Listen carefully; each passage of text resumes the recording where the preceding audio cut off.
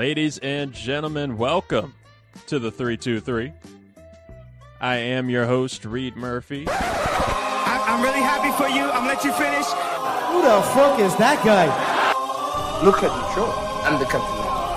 Welcome to the fucking show. Fuck Scott.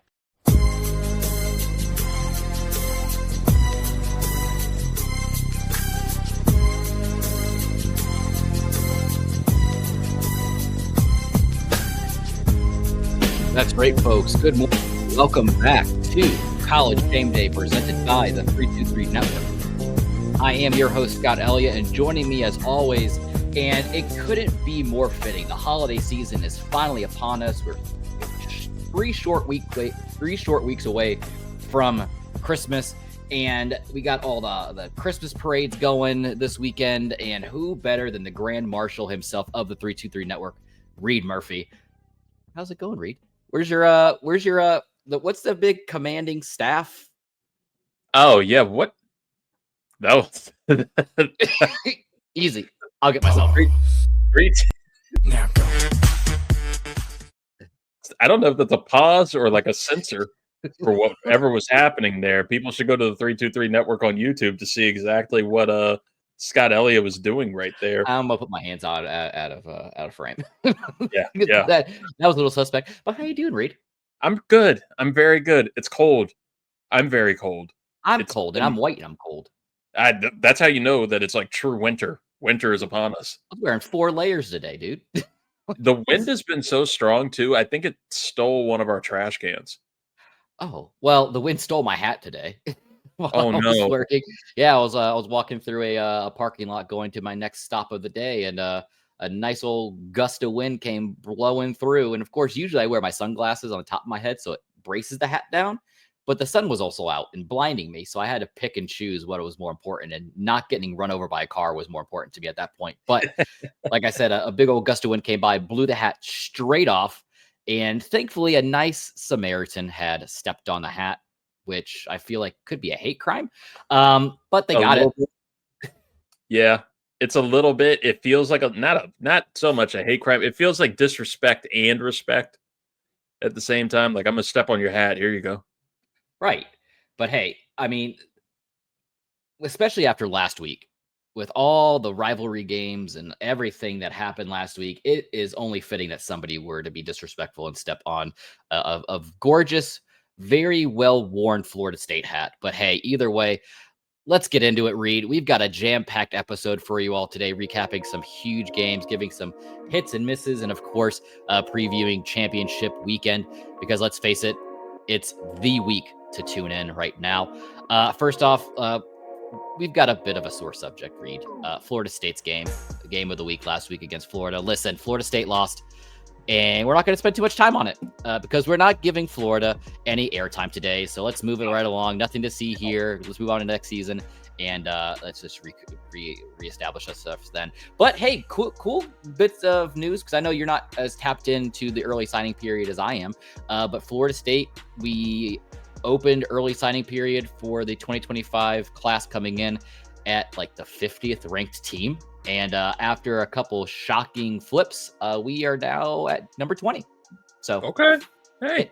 it's looking like some of these new hires that we have on the for our OC and our defensive coordinator and D line. It's doing what it's intended to do. So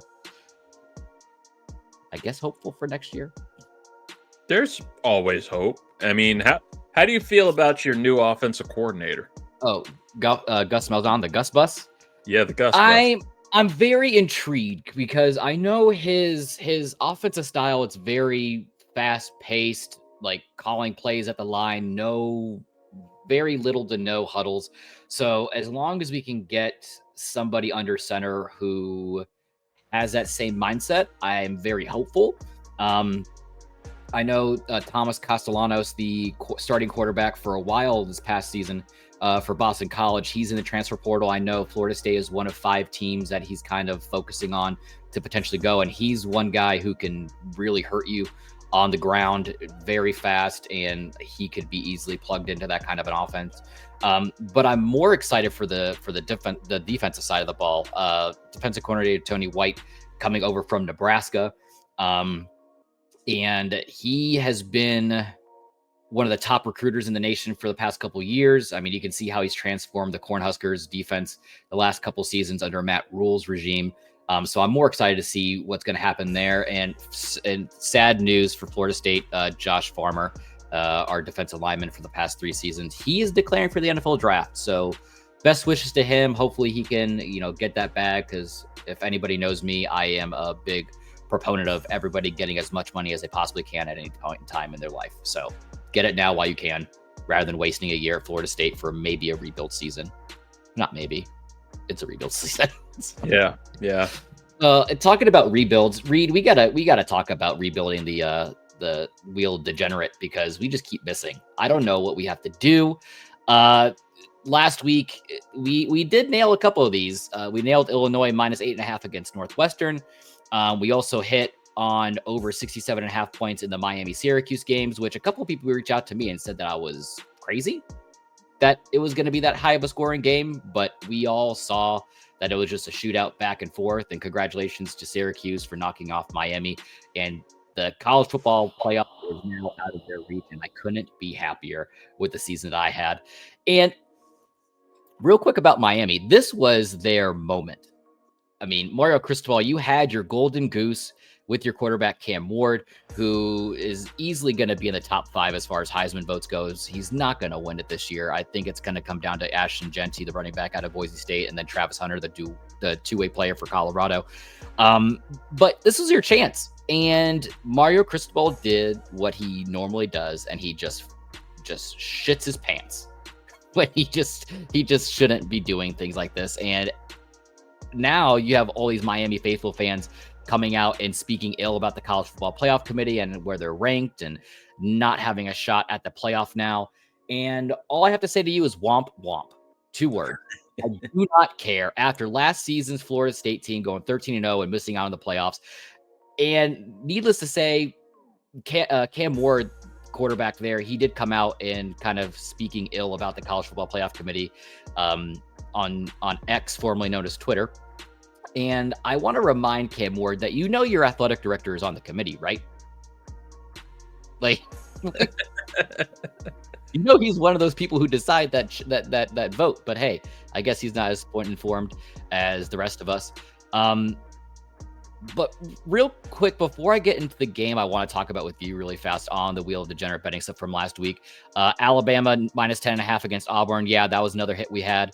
And a miss that I was very shocked. We had the under 50.5 of the Washington-Oregon game. I thought it was going to be a lot lower scoring game, because Oregon really doesn't have any reason to put up any points and really crush Washington, with them locking in the number 1 overall seed in the college football rankings right now. But that Michigan-Ohio State game, Ohio State opened up that game 19.5 point favorites, and Michigan's 5-5. They're playing on the road at the Shoe, and Ohio State just looked confused.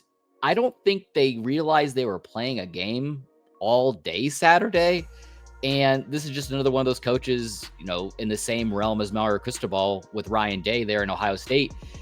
If Ohio State loses in conceivably the first round, because I'm pretty sure they're a lock to go the playoff this year. If they lose the first round, he's got to go, right? 100%. And I mean, that was one of our bold predictions at the start of the season, is that this could be the fraud unveiling year of Ryan Day. He has a tendency to blow this kind of shit literally against Michigan every year. And now you're seeing it. Like, it's been too dicey. They're only going to get in because of this expansion and getting like a little backdoor, little alley-oop to get into the playoff. And yeah, they lose in the first round. He's got to go. And I guess you can start, like, Ohio State fans will say, well, who do you replace him with? There are several people you could probably replace him with. Ryan Day is somebody that we've talked about as being one of those big examples of living in a legend's shadow and profiting off of it for a few years. He would manage to absorb everything that Urban Meyer was doing with that team. And love him or hate him, Urban Meyer was a great coach. He was a great program leader, and he built something incredible at Ohio State. Couldn't do it anymore. Ryan Day took over, made do with what he could, but I mean, what have you actually gotten success-wise from him? What do you have of him that you can compare strongly to Urban Meyer? Nothing of sort.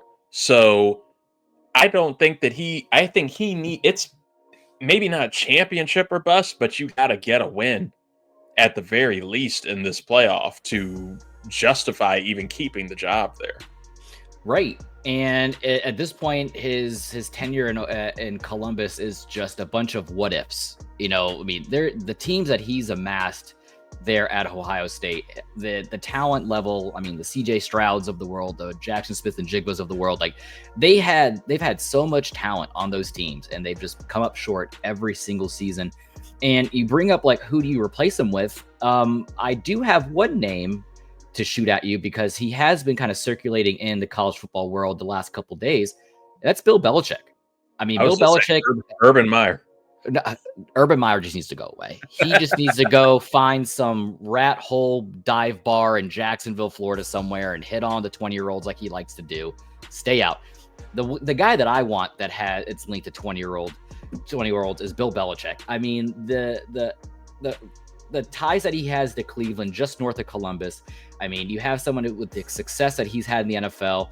He's currently tied to, he interviewed for the opening vacancy for head coach at the University of North Carolina recently, because he said that he wants to get back into coaching, whether it's in the NFL in some kind of capacity or in the college football world, which I was more shocked that he wants to take a step down to college football, especially with the nature of the business as it is now. And as, yes, folks, it is business 100% now.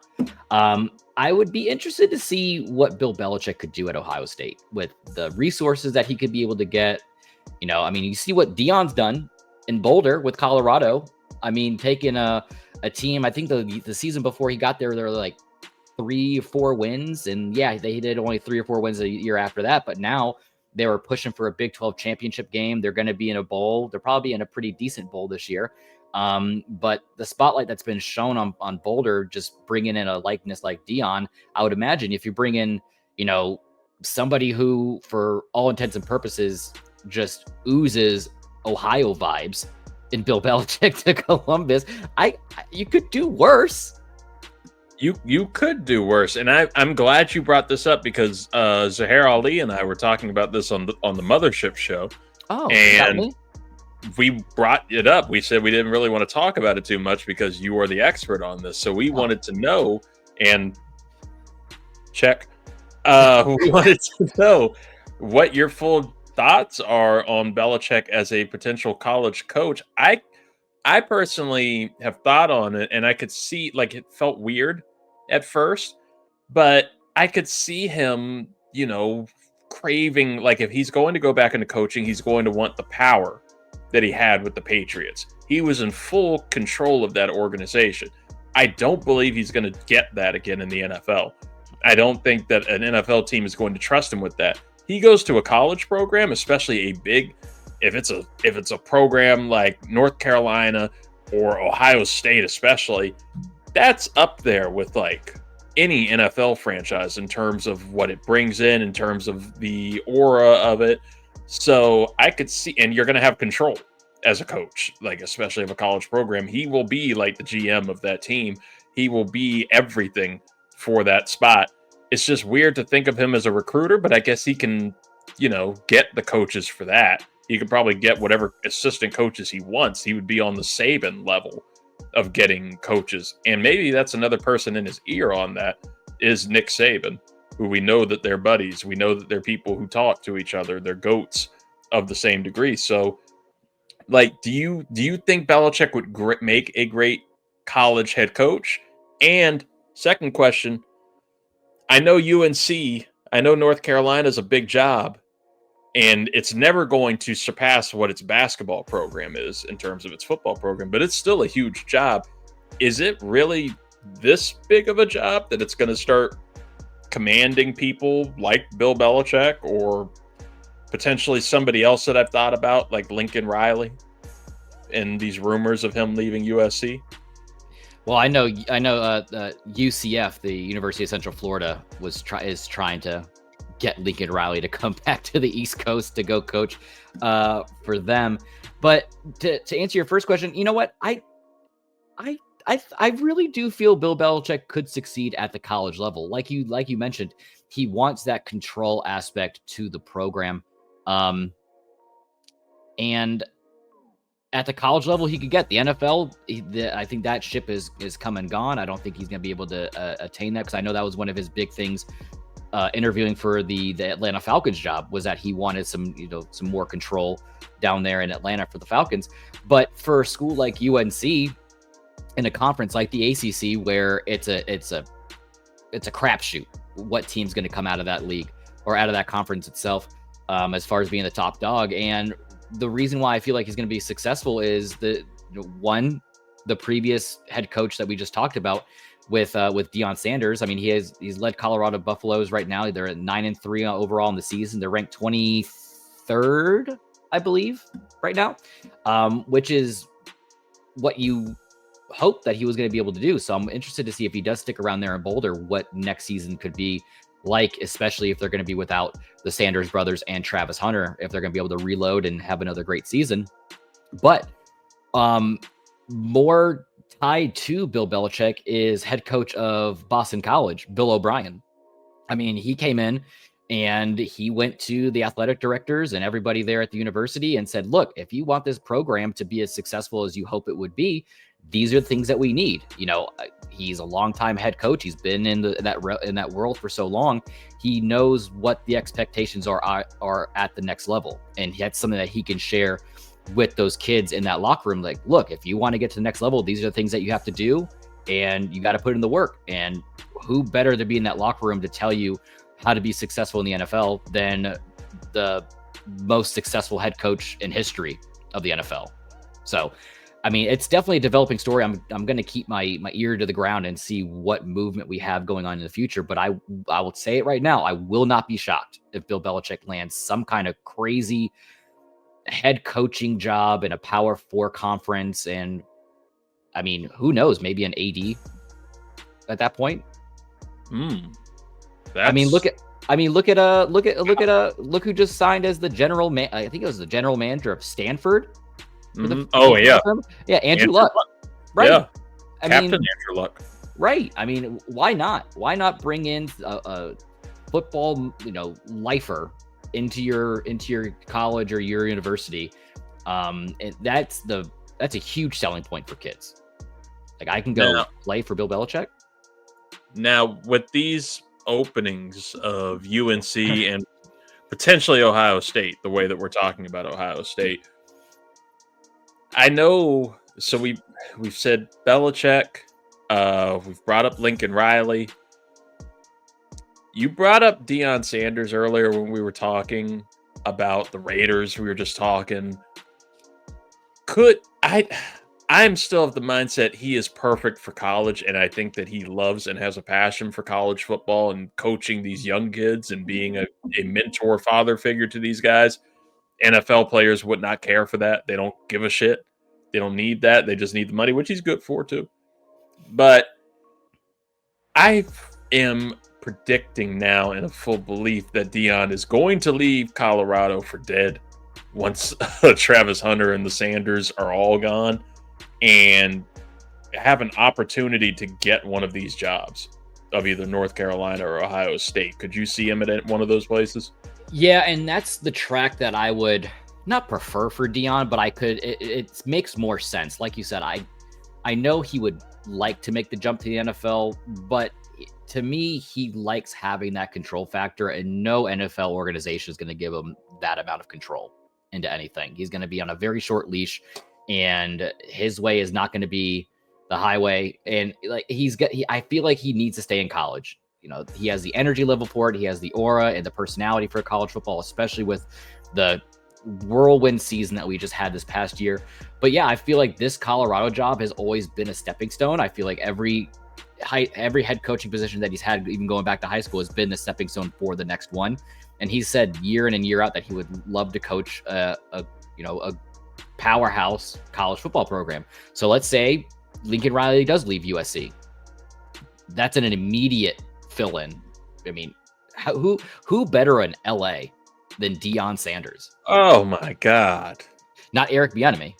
Him at all these Lakers games. Oh God. I mean, think about the money they can bring in. I mean, the amount of money he was able to amass and the spotlight he was able to do in Boulder. Imagine the amount of just the media sideshows that would happen in LA if you were to go coach for the Trojans. Fuck it. Let's just make him the coach of the Lakers at this point. Let's put him all the way up to the top. Right. Well, I think also for him, I think having success at whatever program he does end up going to means a lot for him as well. I mean, you have UNC, who they're in the ACC, so going to them makes it a little easier to get an ACC title and potentially an automatic bid into the college football playoff. And then on the flip side of that same token, I mean, you have USC, who is in the Big Ten, and the cannibalism that's going on in the Big Ten, especially between them and the SEC, it's a little bit harder of a fight to get to the top in that conference. Yep. So I think for him, if he wants to be as successful as he can, he wants to try to, be in a more notable program, the ACC is probably going to be the better route, and UNC has a need. And I could see him in some powder blue and white. It'd be interesting. He'd make it look good. Right? You make it look perfect. We're not perfect, but hey. Moving on to the big stuff, folks. Championship week. It's a nice like rebound meal. It's after Thanksgiving. You're stuffed on all the carbs and the turkey and all the great desserts.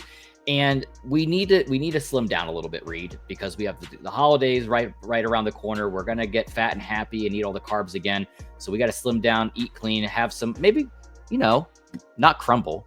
We can enjoy a nice cold Olipop, get the gut health right. Non-sponsored. It's a really streamlined slate of games this week. Of course, we do have a couple games playing as we're recording right now.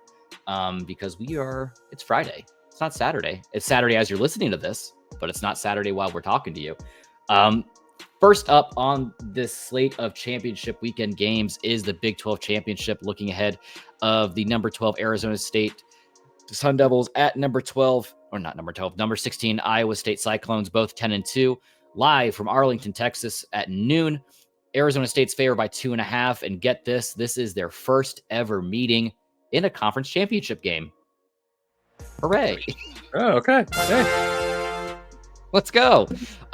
What's at stake, though? The Big 12 championship in its inaugural 16-team season and possibly a college football playoff spot for the winner.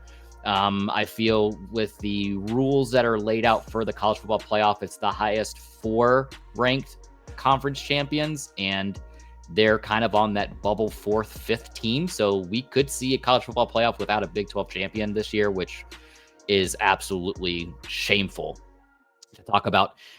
Arizona State's looking for their first outright conference championship since 1996, while Iowa State is still hungry for their first ever Big 12 title after coming up short back in 2020.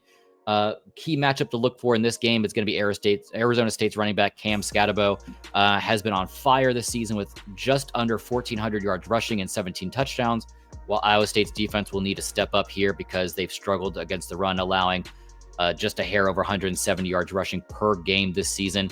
It's going to be a battle in the trenches, Reid, and that is football for you. We're in football weather, and that's what I like watching, is the big men up front clashing. Football. There might be some TE involved, but hey. And even though that you're more well-versed in the NFL and I'm more well-versed in this world, from a 1,000-foot view, who are you rooting for if you have to pick a team? I don't know why, weirdly, Iowa State has been stuck with me. It's because you're a Brock Purdy stan. Yeah, maybe that's it. Maybe that's it. I think from that 1,000-point view, that's the route I would go. At this point, chaos. Not chaos, but controlled chaos. Controlled chaos. I want controlled chaos here. So I just want the wildest. I want the wildest outcomes in any college football season. I want this shit to feel unpredictable. Oh God. Okay, well, if you want unpredictability and uncontrolled chaos, next up after that is the SEC championship game featuring number 2 Texas, who are 11-1, with a rematch with number 5 Georgia, who are 10-2, in a home game for Georgia because they're playing at Mercedes-Benz Stadium in Atlanta. So, congrats. Saturday. Weird. That stays weird whenever Georgia when Georgia, that's a neutral site game for them. You think they would move it simply because of that, but hey, whatever. I mean, you want to pack those seats with butts, so what better place than Atlanta? Both teams are headed to the college football playoff, but the winner will secure a Sugar Bowl spot while the loser faces an extra playoff game this year. For Texas, it's one word, Reid. My favorite R word. Well, my second favorite R word. Retired.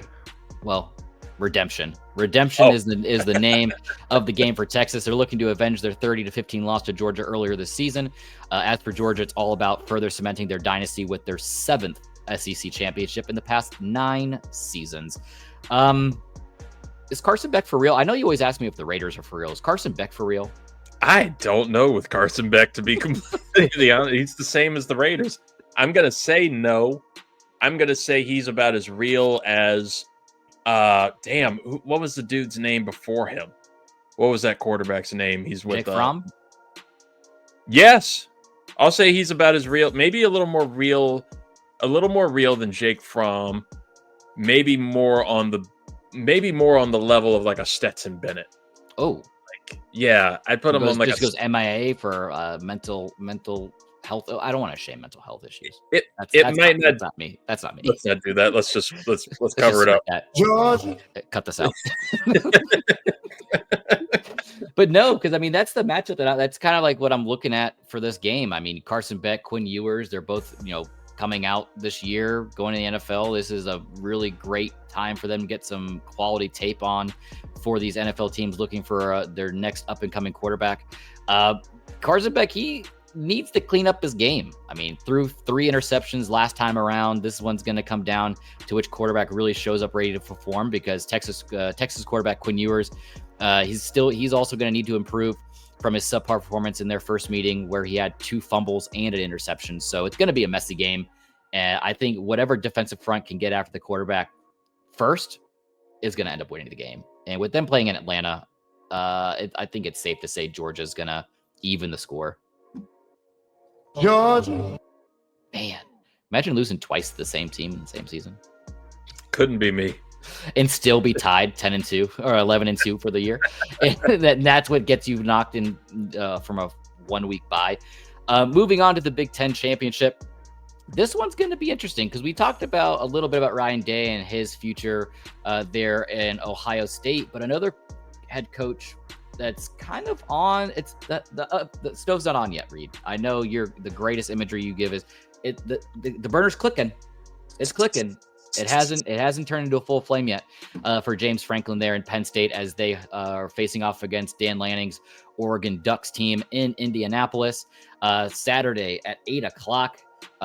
Oregon's favored by 3.5 points. Both teams are also playoff bound, but the winner, similar to the SEC, will not only claim the Big Ten title, but the potential first-round bye in the playoff and possibly even the number 1 overall seed.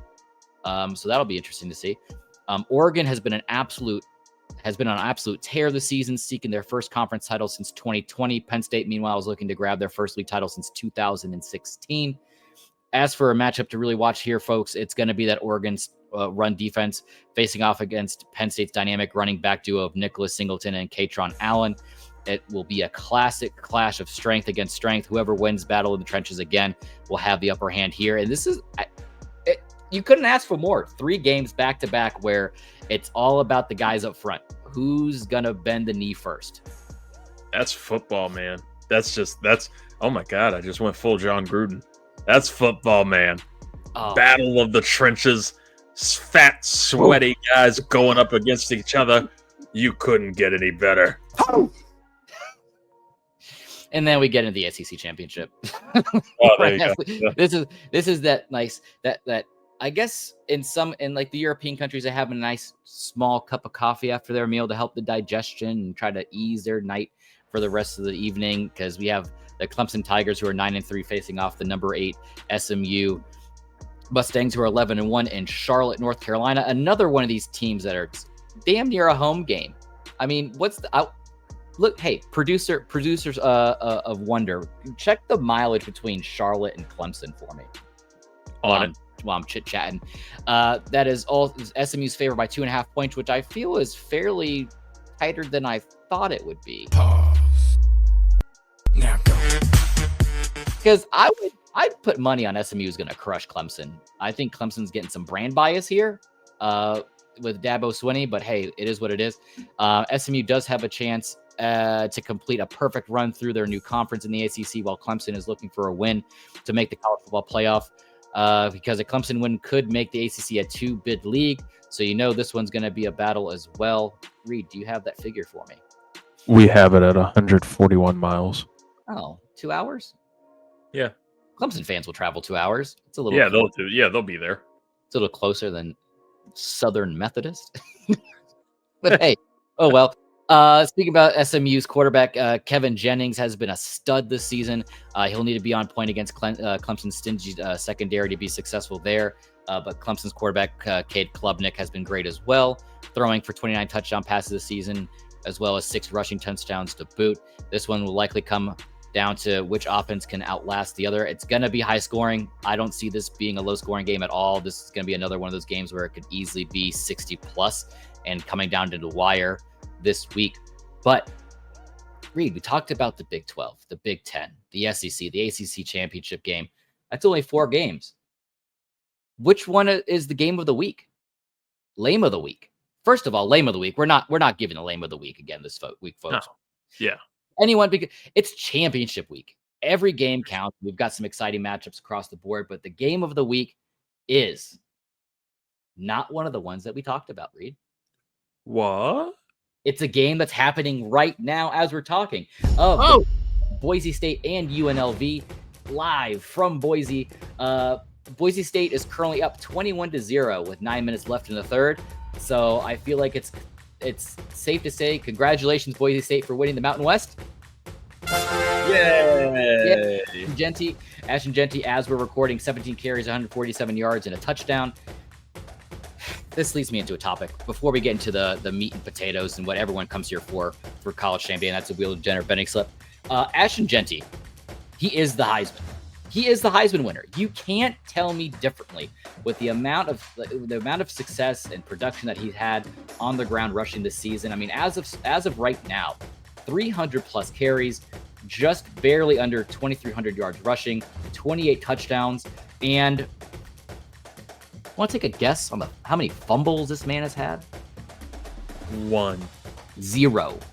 Damn. You want to guess how many fumbles he had last season? 1. 0. Damn. Want to take how many guesses he had his first season in 2022? 2. 0. He doesn't drop the ball. And if you're one of these NFL franchises needing a stud running back, Dallas, Washington, just to be greedy. Ooh, could you imagine Jane Daniels and Ashton Genty in the backfield? Scary F1 Terry McLaurin on the outside. Well, B-Rob action just for fun. Just because. Just to be silly. Just to throw him out there. Because Austin Eckler's not going to make it, right? He's done. Yeah, he's got to be done. Yeah, he's young guy. Of course, I'm fairly confident I probably just jinxed him there. Yeah. He's probably grab today. He's gonna fumble tonight. Whoops. Because you hear all these talking heads, the Stephen A. Smiths of the world, and insert name here if you feel like you want to read in post-production. But everyone's saying Travis Hunter, the guy who strikes the Heisman pose after everything he does on the field. Yes, the snap count that this man has week in and week out is insane. Absolutely insane, the amount of time he's spent on the field. But if you look at his stats, just as a wide receiver and just as a cornerback. He's average. He's average at best. He's nothing to write home about. He's just a physical specimen who can outlast everybody on the field. Is the play going to be enough for him to get a contract in the big leagues? Absolutely. Because he has the best agent he could possibly have behind him in Deion. He's going to get a contract no matter what. But I fear that he might be one of these guys that are going to fizz out in the NFL. I mean, look at his frame. He's got to put on some more meat if he wants to be successful, especially on the defensive side of the ball. And I don't think a lot of these NFL franchises are going to allow him to play both sides. He's going to have to pick one. And even as a wide receiver, maybe in the slot, maybe he's the wide receiver 3 doing really sneaky crossing routes and stuff like that. But I don't want to put him down. I hope he has all the success in the world. Am I a little bit, salty about what he did to Florida State 3 years ago? Yeah, maybe a little bit. Maybe a tiny bit. But hey, but you can't shit on a running back who is arguably this is the greatest running back season we've seen since Melvin Gordon. And that was back in 2011? I was 2014. Yeah, it was a while ago. It was a while. Yeah. This is the best one we've seen, and you can't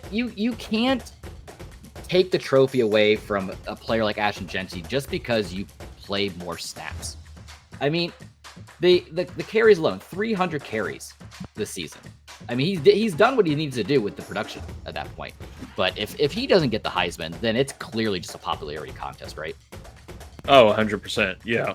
And I mean, Travis Hunter has been impressive. He's been impressive in, this dual Sammy Ball level play that he's been doing on both sides. But Ashton Jeanty's just been on a different universal plane when it comes to how he plays, being a literal boogeyman in the backfield. He's insane. He has to win it. Right. I mean, even if you look at Travis Hunter's stats as a wide receiver, 92 receptions, 1,100 yards, 14 touchdowns, which is great. But right behind him, would you say LeJontay Wester is a Heisman hopeful? 70 receptions, 880 yards. So they're averaging about the same yardage per pop and 10 touchdowns. Would you say that he's a Heisman hopeful? They're damn near same stat line. We could be the show to launch the LeJontay Western Heisman train. You know what? I'm gonna have to redo that graphic this week for the Heisman watch. Do what I did when I did my MVP rankings, and I threw Mahomes in there just to poke people, and it worked. Right. And I mean, even if you look at as a cornerback, he's like the 3rd best cornerback on their roster. Like, right. Now our team's probably actively not passing to his side. Sure. I'm sure they are. I mean, he does have 11 pass disruptions, 4 picks on the season, which is great. He has a forced fumble. But I mean, you look at DJ McKinney, their other starting quarterback, 59 total tackles on the year, 8 pass breakups, 2 picks, and a touchdown. So it's like he's not even the best cornerback on his team as far as the stats go. And that is the factor that should go into this Heisman voting. It's like not who everybody. It's not even who everybody wants to get it, because he's clearly people, especially the media, they want him to get it. But it's like, who deserves it more? Is it a 2-1 player who is slightly overproductive, or a running back who is a generational talent? Because who knows when we're going to see another running back story like this? Oh, yeah. Who knows? Absolutely. Oh, well. I digress. That's just my little soapbox. Speaking about soapboxes, let's bring it up. The wheel! And this isn't the last time the wheel's coming up, Reid. This is not it. Right. It's not the last week of the college football season. Of course, things are going to slow down a little bit here at College Shame Day as we kind of go through the next couple of weeks. Right now it's college. It's championship week. Next week it's the Great Army Navy exhibition. So, hooray! This is our national championship. This is our national championship. And then, we got the bowls, and then we got the college football playoffs. So we still got a little bit of ways to go towards the end of January. But for right now, you guys all know the rules. Plug in all the games that feature a top 25 team, spin the wheel 5 times, build a parlay after that, But Reed, there's only 4 games playing. I'm very interested to see where this wheel is going to land this week. I was interested in spinning it 5 times for 4 games. But I do have one little razzle dazzle for you that I want to kind of run by you to get just to get your feelers real quick. I say we still spin it 5 times. Okay. We gotta get the 4 games on here for the 4 games. But the 5th spin, the 5th and final spin, will include a second bet for that game, whether it's an over/under or whether it's some kind of prop that I can find or something. There'll be 2 bets on one of these games. How about we do that? I'm down for it. I'm down for it too. Let's spin it. First game up. Which one do you want? Iowa State, Arizona State, Georgia, Texas, Penn State, Oregon, Clemson, SMU. Georgia, Texas. Give me Georgia, Texas. Nope, Georgia, you don't get it. Oh, fuck them. That's right, folks. First game up on the Wheel of Jet betting slip is the Iowa State Cyclones at Arizona State. Let's remove them from the wheel. All right, let's spin it again, Reed. Let's get that second game up here. Give me Georgia, Texas. Georgia, Texas? Nope. This priestess wheel. The Wheel Degenerate said, "Nah, this isn't your show, Reed. This is Scott's show." His second game up on the Wheel Degenerate betting slip is Penn State at Oregon. You got a 50-50 shot here, Reed, to get your Georgia Texas game. It's got to happen. It's a coin flip. I'm getting it here. Give me Georgia, Texas. You got it. Yes! You got it. Yeah, let's go. Third game up on the Wheel Degenerate betting slip is your Georgia Bulldogs against the number 2 Texas Longhorns. So remove them from the wheel. All right, 4th game up. Who's it going to be? Georgia, Texas. Nope. Son of a bitch. Clemson, SMU is the 4th game up on the the Wheel Degenerate betting slip for this week. But like I said, outside of these 4 games, oh no, Reed, we don't have anybody left in the wheel. We got to put somebody back on the wheel. Oh. Let's put him back up. Bang. And you know what? Let's shuffle it a couple times. And the only place that you can get this great production value, where can they remind them, Reed? The folks at home? The 323 Network on YouTube. The 323 Network on YouTube. Subscribe, like, rate, review, do all those things John McCann has told you to do in the past. What, like this? Fuck Scott. Yeah, I like that. Yeah. That's enough shuffling. All right, folks, let's get that 5th and final pick up here where we're going to put a second bet down on the game that is selected. Maybe we can get the Georgia Texas for Reed. Or maybe we won't. Oh, it's going to happen. Oh, did it click? Did it click? It clicked. Oh, it's not a bitch. That's right. So this week's Wheel of Degenerate betting slip is going to feature either the Iowa State, Arizona State Big 12 championship game, Georgia, Texas in the SEC, Penn State, Oregon for the Big 10, Clemson, SMU for the ACC, and the second pick for the Iowa State, Arizona State game as well. But a reminder to you folks, I'm not telling you anything right now. I refuse. You can't make me because this is my show. I earned it. Sure, I pay $10 a month in Patreon like you guys should for all the great content. Maybe you can get a show too. But this is my show. I do what I want. So the only place that you can find it is the official Instagram page for College Shame Day at 323 College Shame Day. And that's it. That's it for this week's preview. Stick with us through championship week. It's going to be a wild ride. For all latest updates and analysis, please make sure to not only follow at 323 College Shame Day, but at 323 Reed. Had a really great Ricks versus Gricks episode up there live for you right now. Found out that Reed's favorite movie is Lord of the Rings. So make sure to go on there and ask him who his favorite character and why it's Samwise. And Reed, are you a fan of second breakfast or first breakfast? I'm a third breakfast man, and if you had to ask me my favorite character, it's probably Vanderbilt Jenkins. I love it. But hey, either way, keep it locked on College Shame Day, presented by the 323 Network. I'm Scott Ellia. That's Reid Murphy. We'll see you next time. Have a very shameful weekend. And if you see Santa Claus out there, don't pull a John McCann from Philly. Don't throw batteries at him. See you later, folks.